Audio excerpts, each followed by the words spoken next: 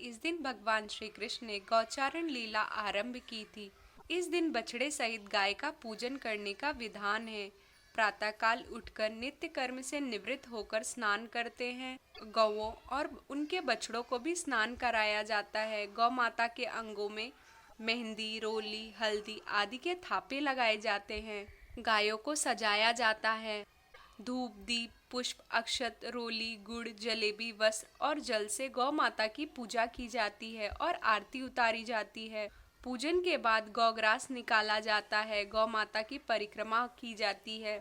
परिक्रमा के बाद गौओं के साथ कुछ दूर तक चला जाता है। गोपाष्टमी की कथा इस प्रकार है। भगवान ने जब छठे वर्ष की आयु में प्रवेश किया तब एक दिन भगवान माता यशोदा से बोले, मैया अब हम बड़े हो गए हैं। मैया यशोदा बोली, अच्छा लल्ला, तुम बड़े हो गए हो तो बताओ अब क्या करें। भगवान ने कहा, अब हम बछड़े चराने नहीं जाएंगे, अब हम गाय चराएंगे। मैया ने कहा, ठीक है, बाबा से पूछ लेना। मैया के इतना कहते ही झट से भगवान नंद बाबा से पूछने पहुंच गए। बाबा ने कहा, लल्ला अभी तुम बहुत छोटे हो, तुम बछड़े ही चराओ। भगवान ने कहा, बाबा अब मैं बछड़े नहीं गाय चराऊंगा। जब भगवान नहीं माने तब बाबा बोले, ठीक है लाल, तुम पंडित जी को बुला लाओ, वह गौचारण का मुहूर्त देखकर बता देंगे। बाबा की बात सुनकर भगवान झट से पंडित जी के पास पहुंचे और बोले, पंडित जी आपको बाबा ने बुलाया है, गौचारण का मुहूर्त देखना है। आप आज का ही मुहूर्त बता देना, मैं आपको बहुत सारा माखन दूंगा। पंडित जी नंद बाबा के पास पहुंचे और बार बार पंचांग देखकर गणना करने लगे।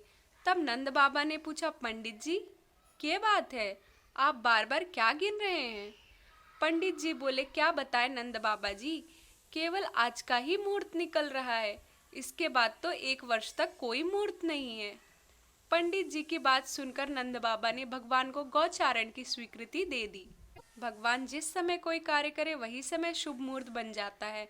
उसी दिन भगवान ने गौचारण आरंभ किया और वह शुभ तिथि थी कार्तिक मास में शुक्ल पक्ष अष्टमी। भगवान के गौचारण आरंभ करने के कारण यह तिथि गोपाष्टमी कहलाई।